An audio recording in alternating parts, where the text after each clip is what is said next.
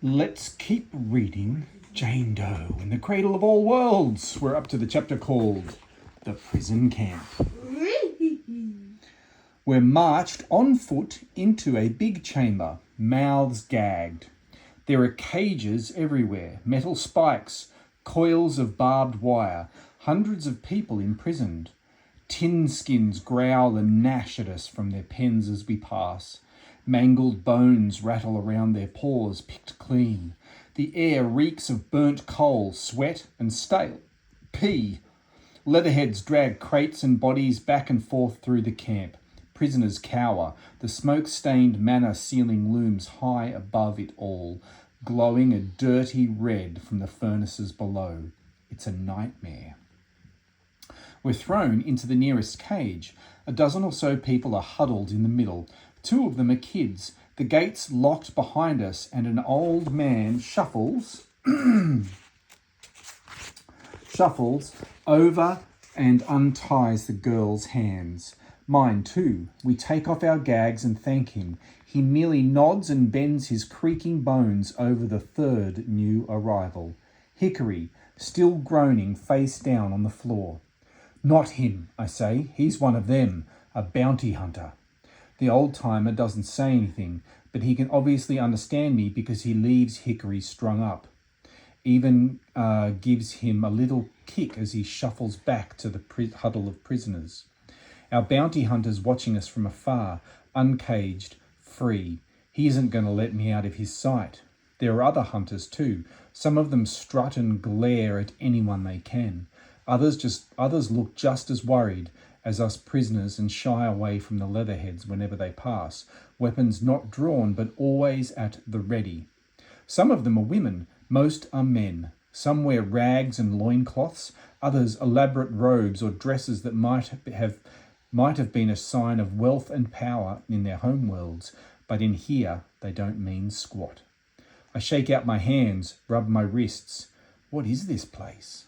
And then I see him, sitting in the huddle of prisoners, not 3 meters away. My breath catches. The word I want to say more than any other forms deep in my belly and rises to my throat like a warm pulse of light, but I can't say it, daren't say it, because it can't be. It's a trick, a dream, but the cloak, the stooped shoulders, the scraggly mop of grey hair. Dad? My voice now sounds tiny, like a child's. Filled with hope but hesitation too, because I've imagined this moment a gazillion times, and it's already clear that something's wrong. It's Dad, without a doubt, but he doesn't look happy to see me. His face is cut and bruised, his eyes are wide, lips trembling. I tell him it's okay, everything's okay. Please don't do that, mate. But when I step towards him, he backs away and says, "Don't." He's talking, actually talking, to me. "Dad," I say, "it's Jane." But he jabbers nonsense over my voice and starts stumbling from one side of the cage to the other, waving his hands around like a crazy person. I run to him. The other prisoners scatter. The girl tries to stop me, but I shake her off. I grab Dad's shoulders and try to calm him down, but he tackles me, pins me to the floor. I can't move, can't breathe. I'm staring up into a face I know so well but don't recognize at all. Tears sting my eyes, but when I squeak out his name again, I see it. The fire in his eyes burns out. He winks at me, forces a sad smile, and dimples crease his dirty, stubbled cheeks. "We don't know each other," he whispers. "We can't. Stay away from me. I love you." A gun fires somewhere, a warning shot. Dad calls me a stranger, shouts it, tells me I'll regret it if I come anywhere near him again. Then he scuttles over to the other side of the cage, and all I can do is lie here, trying to breathe, trying to think, drawing blanks. Into the giant's mouth. He's there, right there, sitting in the corner of the cage. He hasn't so much as looked at me in about an hour, but every time I get to my feet and take a step towards him, he shakes his head violently or says, really loudly. Why doesn't he want me anywhere near him? We don't know each other. The first real sentence I've ever heard my father say. We can't. The second. Stay away from me. The third, and worst by far. But the fourth, I love you, this is the one I cling to, the one that means this isn't about what he does or doesn't want. He's keeping his distance because he feels he has to, and I need to trust that. Trust him. Hickory's been twiddling his thumbs ever since Dad had tackled me. Legs crossed, head bowed, chewing on the rope in his mouth, watching us both.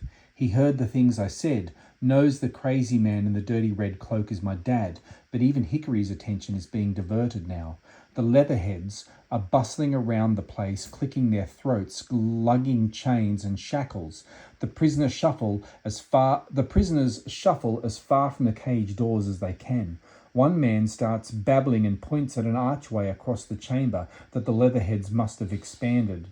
Block by block, ages ago, a giant mouth in the wall, gap-toothed and yawning, belching puffs of smoke and steam. Something's about to happen.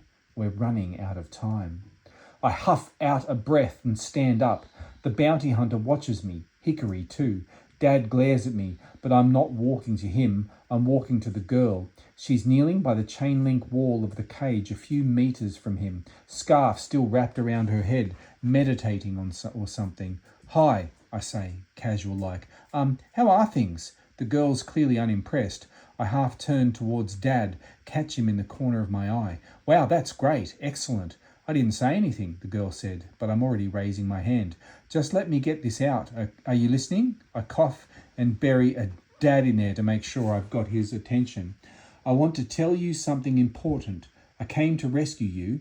I know that sounds lame, being a prisoner myself, but it's true. I came to take you home, and I'm going to. I don't quite know how yet, but I'm working on it. We'll be okay. Okay? If the girl didn't think I was an idiot before, then she sure as hell thinks it now. Dad heard me, though. I can feel it, and that's all that matters.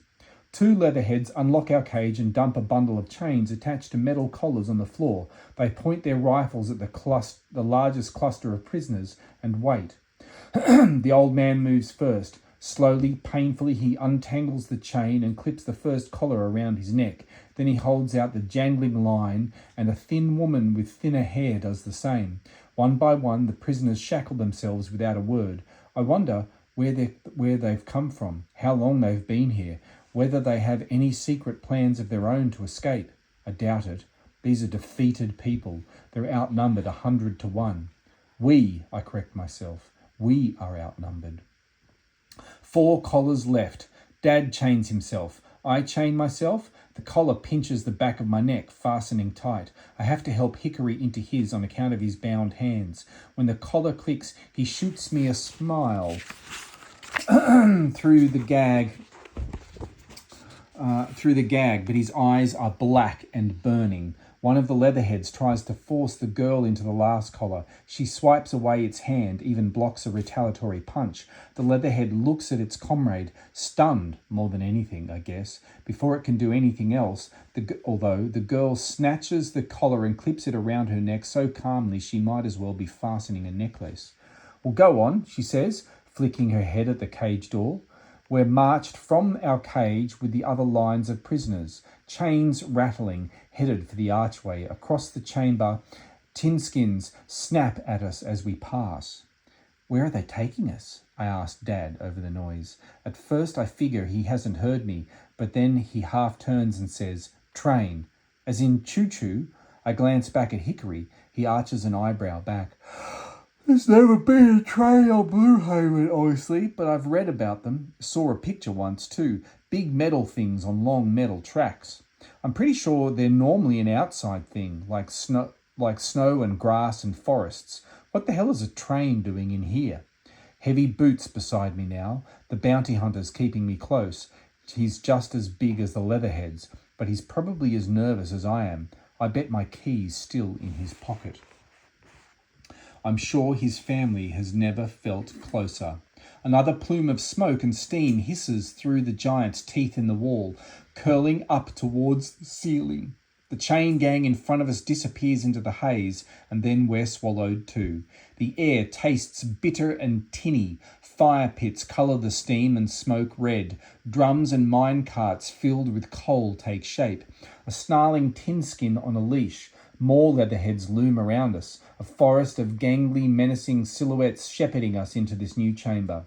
And then we're through the smoke and steam, staring at the train. It looks like a boxy caterpillar stretching from one side of the chamber to the other, disappearing at both ends through more angry archways the Leatherheads have made. They must have burrowed through 1,000 walls to lay the tracks, blowing the manor apart, hacking away at it stone by stone. They're still at it now, chipping away with pickaxes.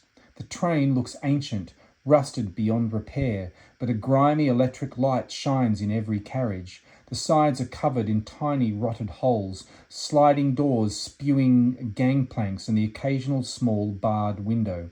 It's another prison on wheels. We're marshalled into a barbed wire pen with another chain gang while the other prisoners are herded on board, shoulders bent, hopes dashed. 2 groups per carriage. Once their prisoners are sealed inside, the bounty hunters wander off to a carriage of their own. My gods, Dad mutters under his breath, shaking his head in horror at the train. They've gutted the place. The tracks probably lead all the way to their master's lair. Wrath, I say. Dad can't help it this time. He turns to me. Shocked I know the name. I jerked my head at Hickory. He was going to turn me in before we got caught. Dad glares at Hickory. Hickory just shrugs back as if to say, can you blame me? So I kick him in the shins. He's about to kick me back when the girl slaps him upside the head. I force a smile in thanks, but choke a second later as our chain gangs marched out of the pen. The bounty hunter grips my shoulder as we walk. Strange, but it's almost comforting. I help Dad into the carriage, old habits and all. He tries to shake me off, partly because we're supposed to be strangers, but also, I suspect, simply because he doesn't need my help anymore. Not the way he used to. I don't know how that makes me feel just yet. Amazed? Happy? Thrilled? Maybe, if I'm being honest, even a little sad and scared. All I know for sure is that he's still a little unsteady on his feet, and I'm fighting a decade of instinct to care for him, help him, look out for him. He's going to have to put up with me bugging him for a good while yet. The carriage smells even worse than the camp. There are stains on the rusty walls, steel doors front and back. The side door screeches shut once we're all aboard. The bounty hunter lingers outside a moment, watching me through one of the barred windows. He nods, satisfied, and vanishes. I wonder if we'll stop at other camps on the way to Roth's. I hope so. Anything to buy us more time. A horn blows, steam blasts. The carriage shudders and squeals. This is my first train ride, is all I can say. Dad's dimples flare again, like a couple of manna candles. Mine too, kiddo. The Guardians. I finally get my hug. 3 seconds and Dad holds me tighter than anyone has ever held me before. Now that Roth's goons are out of the way, he doesn't seem to care who sees. He says he's sorry, tells me I shouldn't be here, asks if my bandaged hand is okay and inspects a few cuts and bruises. His voice is as scratchy as his chin, and he doesn't exactly smell like roses, but I'm sure I smell just as bad. We stink, we're trapped, and the collars are half choking us, but neither of us cares. We're together, and that's all that matters. I'm exactly where I'm supposed to be, I say. Winifred told me. Dad pulls out of the hug. Winifred Robin? She sent you in here? I nod, and a shadow passes over Dad's face, but I still can't help but smile because he's here, really here, and he's looking at me. There are so many things I want to tell him, want to ask him, need to say. For now, though, I can only get out one word. Dad. I know, Jane, he says. He hugs me again, tells me how proud he is, how brave I am, how thankful he is for everything I've done. When his voice breaks, I'm terrified he's fading away again, falling back into his trance. But then he clears his throat and pulls out of the hug. There's so much I need to tell you, but first I want to know how you came to be here. The old man shuffles to the wall and sits down. The rest of us have to follow, dragged down by the chain. The thin woman, the 2 kids, all the scared but silent men and women who have their own horror stories to tell. I'm sure. Dad sits down, then me and Hickory and the girl. The other chain gang in our carriage does the same. It's noisy, crowded, hot and clammy. even with the wind whistling through the barred window and the rusty holes in the wall. Go on, Dad says. What happened after I left Blue Haven? Tell me everything. And so I tell him everything about the hidden gateway under the catacombs, the snow, the tin skin in the booby trap, Hickory's shack, and the explosive spectre scum.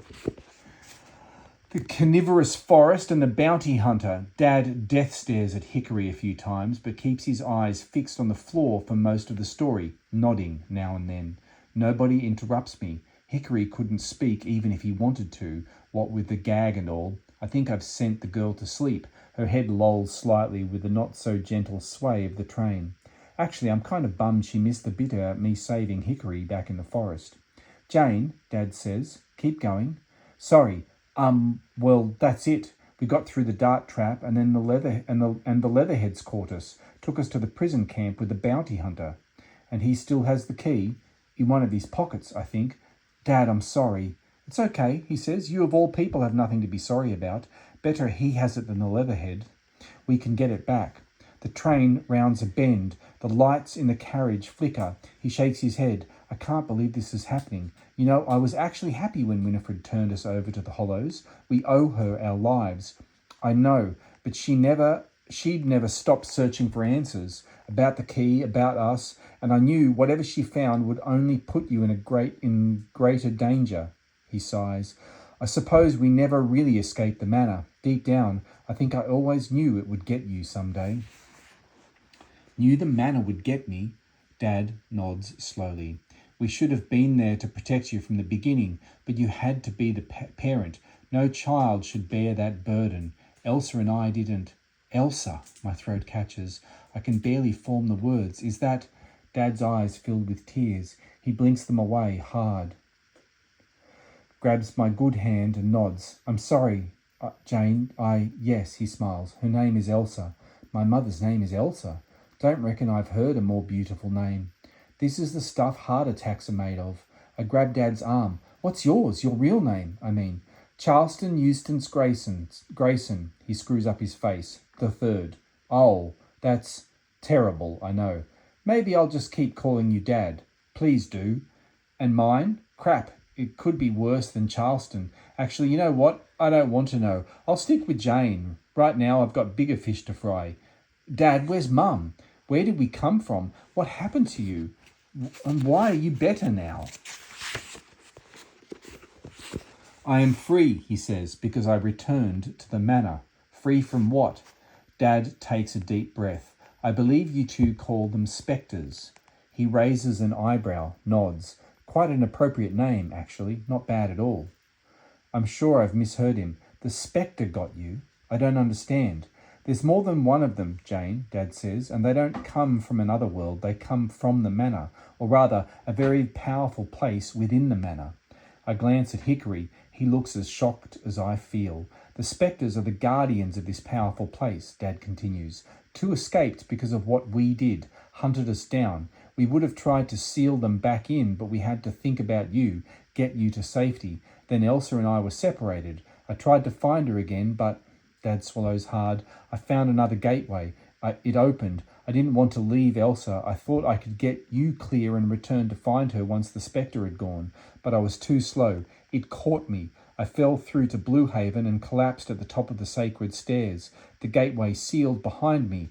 I felt the spectre. I don't know. Panicking inside me. I don't think they can exist outside the manor without a host. I told Winifred to keep the key safe and secret, but then the spectre settled. It had no way of returning to the manor, so it stayed within me, its host, feeding on my fears, tearing me apart. He forces a smile, pulls at a strand of grey hair, gave me a new look too. Hickory says something then. It sounds like mush through his gag, so I translate for the jerk. He was caught by one a while back. Must have been that second spectre you mentioned. He said it took him to a place he calls the grip. When Dad looks at Hickory this time, there's still hate in his eyes, but there's something else too. Understanding, an acknowledgement of shared pain. A waking nightmare, he says. There were moments when I could see through my own eyes, but most of the time I was consumed by that white light, one that brought all my fears to life, made them real, turned any happy thought or memory against me. I found Elsa in there after a while. She was caught as well for a time, back inside the manor. What do you mean you found her in there? The spectres are connected through this grip, as you call it. Elsa was still being hunted inside the manor, couldn't run forever. She was gripped, not permanently as I was, in that place, that realm of nightmares. We were together for a while. Just for a while, not forever. What does that mean? Suddenly the carriage feels even smaller, the rusted walls closing in. Dad, is she alive? Or I can't bring myself to say that other word. He wipes away a tear, which pretty much rips my damn heart out. I don't know, Jane. I never saw her again after that. She vanished from the grip before we could say goodbye. But that doesn't mean the spectre... He looks me square in the eyes. She could have broken free. She still is, the strongest, wisest, most resilient woman I've ever known. Could it be? Could Mum have escaped the second spectre somehow? Maybe it released her from the grip, same as Hickory, left her alone. She could still be in here somewhere, hiding from Roth and his army, surviving, waiting for us to come get her. The carriage expands again, wider than ever. Breathe. As thrilling as this prospect is, it's going to have to wait for now. I saw others, Dad says, Roth's soldiers mainly, rarely, never for long, but I shared their nightmares too. He nods at Hickory, probably even saw him in there once. They'd appear, vanish, and there I'd be, alone again. But something changed whenever a quake struck Blue Haven. The grip would shift somehow. The spectre was reacting to them.